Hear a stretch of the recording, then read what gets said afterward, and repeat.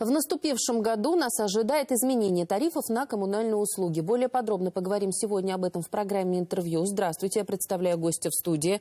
Наиль Шарафудинов, председатель Государственного комитета Республики Башкортостан по тарифам. Наиль Фудинович, здравствуйте. Здравствуйте. Итак, первый вопрос, наверное, самый актуальный. Это изменение тарифов на коммунальные услуги. Он касается, пожалуй, каждого нашего зрителя. Вот когда это произойдет?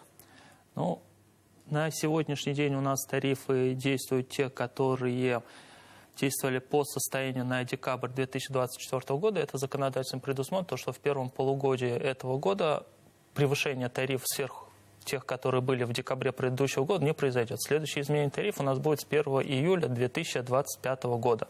Изменения у нас происходят в рамках утвержденных ограничений по росту и изменению совокупной платы граждан. Указанные индексы по Российской Федерации, по каждому субъекту Российской Федерации установлены у нас распоряжением правительства Российской Федерации номер 3287.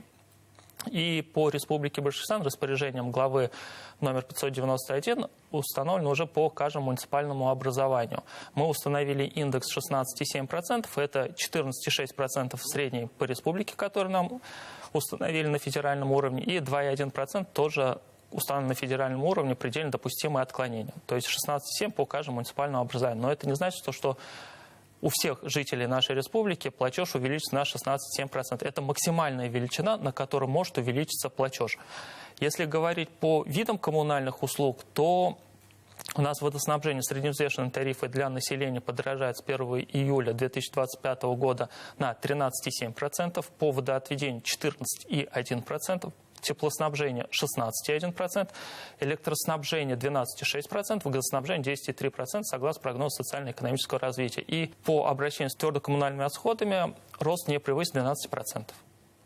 Но если говорить именно географически, то для Уфы это одни тарифы, а для других городов и районов республики это разные, да? Да, для каждой ресурсоснабжающей организации нами устанавливается индивидуальный тариф. То есть даже на территории города Уфы, где несколько ресурсоснабжающих организаций по отоплению, тарифы у них абсолютно разные, в зависимости от установленного оборудования, которое есть, от протяженности сети, от потерь, которые в этих сетях есть, от величины инвестиционных программ, которые учитываются в тарифе. То есть у каждой организации свой тариф. Наиль Фанилевич, вот вы говорите о процентах, да, ну, в принципе, наверное, для кого-то это несложность, если посчитать. А если говорить, это может быть именно в рублях, в копейках, вот какие это будут суммы, хотя бы примерные, средние? Если говорить по водоснабжению, водоотведению, то кубометр воды подорожает приблизительно на 5 рублей. Если говорить о средневзвешенных значениях, по отоплению это примерно за гигакалорию 300 рублей будет, за гигакалорию. Но у каждого в платежке эту величину мы не увидим, так как это указывается только за единицу потребляемого ресурса. У кого-то начисление производится по нормативам, у кого-то по приборам учета. И все зависит от того, сколько человек потребит. И то есть умножаем объем потребления на тариф и получаем ту величину, которую мы увидим в платежке. А где могут телезрители, может быть, произвести этот математический расчет? Вот именно этот калькулятор, чтобы они понимали, вот насколько у них поднимется их стоимость, их тариф. Со всеми принятыми нами решениями, которые мы приняли в прошлом году, можно ознакомиться на нашем сайте. То есть там все величины тарифов, которые для населения действуют, они размещены постановлениями. И каждый потребитель может взять этот тариф, перемножить на объем потребления свой и получить ту величину, которую он увидит в платежке. Перепроверить. Именно в квитанциях на оплату коммунальных услуг львиную долю занимает именно оплата за отопление. Вот расскажите именно, из чего складывается тариф именно на эту составляющую и какие факторы повлияли на увеличение стоимости?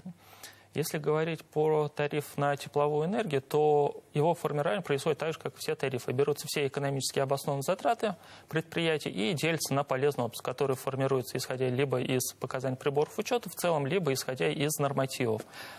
И в указанных тарифах учитываются также оплата труда персонала, который производится, ремонтные работы, которые инвестиционная составляющая, и 60% от общих затрат – это затраты на энергетические ресурсы. При этом прогнозом социально-экономического развития предусмотрен рост тарифов на газ для предприятий ЖКХ и электроэнергетики на 21,3%. То есть рост связан с необходимостью осуществления ремонтов, модернизации и в полной мере оплаты затрат на энергоресурсы. Наиль Фанилевич, мы, в принципе, уже с вами показательно говорили о том, что правительство России устанавливает, да, вот какой-то потолок для увеличения тарифов. Глава республики устанавливает это. Каким образом решается изменение тарифной сетки? Что на это влияет? То есть на изменение тарифа в первую очередь влияет затраты организации, которые она показывает, которые необходимы для качественного и бесперебойного оказания услуг потребителям. То есть все ресурсоснабжающие организации нам до 1 мая предоставляют свои подтверждающие документы. Мы на нашем сайте до 1 апреля публикуем информационные письма, согласно которым организации должны нам предоставить документы. Там по каждой статье затрат мы даем расшифровку, что должно быть. Если это касается ремонтов, то это локально-сметные расчеты, дефектная ведомость, план графика капитального ремонта. Если это оплата труда, фактическая численность, которую в предприятии есть, сколько у нас составляет тарифная ставка первого разряда рабочего, штатное расписание.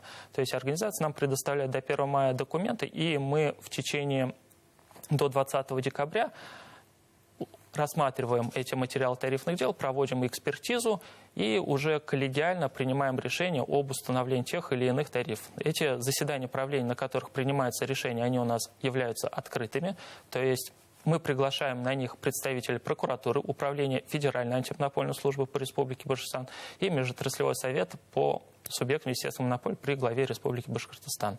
То есть правление у нас открытое. По результатам правления мы размещаем наше постановление на нашем сайте, а также в ГИС ЖКХ.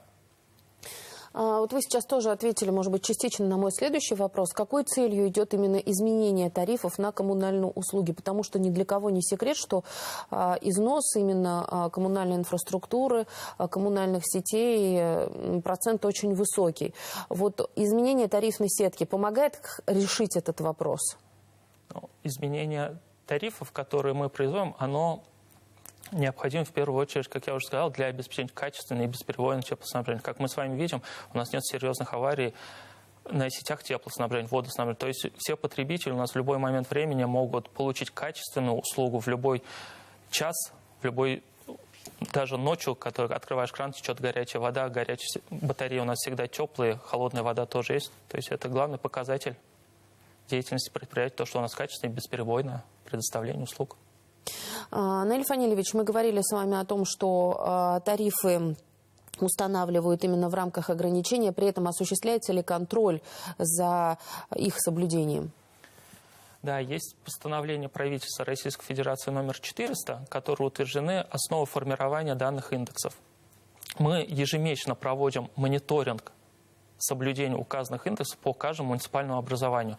У нас в республике 841 муниципальное образование, и по каждому из них мы проверяем. Есть в форме специальных шаблонов ФАС России, которые они нам направляют по единой информационно-аналитической системе, и мы заполняем эти шаблоны, вбиваем туда тарифы, нормативы, которые есть, ресурсоснабжающие организации, которые оказывают нормативы, актуализируем, численность населения, проживающих в той или иной степени благоустройства, и направляем ФАС России, указанный мониторинг. Также этот мониторинг мы размещаем на нашем сайте, то есть все могут ознакомиться с этим мониторингом, и направляем для публикации в газете «Республика Башкортостан». То есть это достаточно такая скрупулезная работа, которую мы проводим для мониторинга. То есть вот это постановление было принято в 2014 году, с указанного времени у нас в республике не было выявлено превышение платы граждан. Но необходимо отметить то, что с 400-м постановлением, которое я уже сказал, предусмотрено 8 случаев, когда не учитывается разница возникших платежей, которые, да, многие могут понять, то, что да, у меня там превысил платеж, чем установлен, но при этом надо отметить то, что не учитывается разница, которая возникает вследствие изменения объемов потребления. Допустим, мы в одном месяце потребили 5 кубометров воды, а в другом месяце к нам приехали гости, мы потребили 10 кубометров, и многие могут сказать, вот у меня превышение платы, так как у меня платеж по сравнению с предыдущим увеличился больше, чем установлен. Но эта разница не учитывается. Этим постановлением предусмотрено то, что все показатели приводятся к базовому периоду, то есть к декабрю. И не учитывается разница, возникшая, допустим, у нас есть частный дом, мы провели услугу водоотведения, которой ранее у нас не было. Да, у нас, естественно, платеж повысится, но эта разница не учитывается в первый год, когда вводится эта услуга. То есть мы все показатели, объем потребления, набор наших коммунальных услуг, которые мы получаем, мы их все приводим к показателю декабря предыдущего года, чтобы мониторинг осуществлялся правильно и корректно. То есть, скажем так, приводим в сопоставимые условия. Наиль Фанилевич, а если говорить о льготах, действуют ли они, есть ли они? На территории Республики Башкортостан действуют льготы. Есть постановление правительства номер 9, которое предусматривает, какие льготы предусматривают, если там превышает определенный уровень затрат на оплату коммунальных услуг от дохода семьи, то тогда уже предоставится республика льготы.